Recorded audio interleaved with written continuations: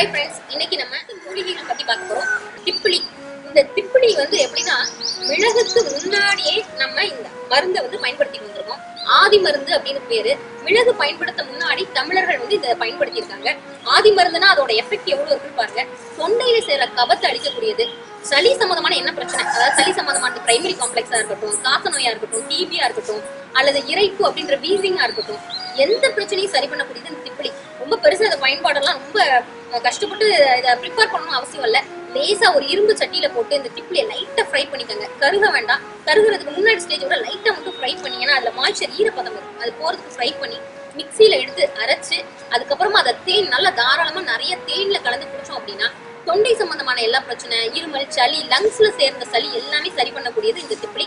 திப்பிலி இது மட்டும் இல்ல, ஹார்மோனையும் சரி பண்ணக்கூடியது.